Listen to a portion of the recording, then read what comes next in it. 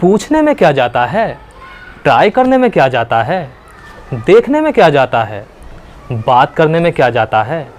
इस तरह के सेंटेंसेस हमें अपनी रोज़ की लाइफ में कई बार बोलने पड़ जाते हैं, जिनमें हमें बोलना होता है मैं क्या जाता है। हाय बोलने में क्या जाता है, भाई पूछने में क्या जाता है।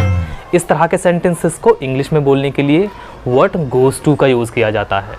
काफ़ी बेसिक स्ट्रक्चर है और इम्पॉर्टेंट भी बहुत है। चलिए इसका यूज़ करने का रूल को समझते हैं।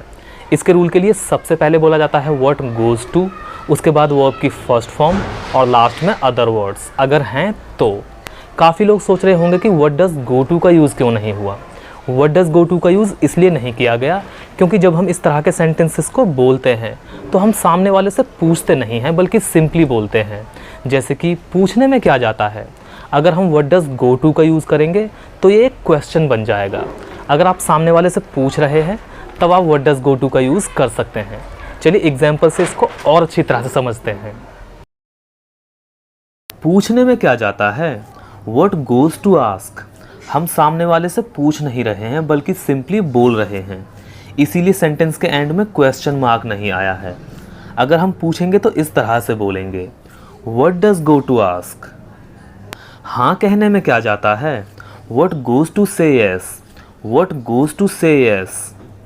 बोलने में क्या जाता है, what goes to speak. What goes to speak. Try करने में क्या जाता है, what goes to try. What goes to try. बात करने में क्या जाता है, what goes to talk. What goes to talk. देखने में क्या जाता है, what goes to see. What goes to see. सुनने में क्या जाता है, what goes to listen. What goes to listen. बताने में क्या जाता है, what goes to tell. What goes to tell. इसके अलावा अगर आपको नेगेटिव में बोलना हो, जैसे कि पूछने में कुछ नहीं जाता, ट्राई करने में कुछ नहीं जाता, तब आप नथिंग गोज़ टू का यूज़ करेंगे। जैसे कि पूछने में कुछ नहीं जाता, nothing goes to ask. Try करने में कुछ नहीं जाता, नथिंग गोज़ टू ट्राई। बात करने में कुछ नहीं जाता, nothing goes to talk. So guys एक सेंटेंस आप सभी के लिए। तारीफ़ करने में क्या जाता है, आपको ये सेंटेंस इंग्लिश में ट्रांसलेट करना है और कमेंट में लिखना है। देखते हैं कितने लोग सही ट्रांसलेट करते हैं।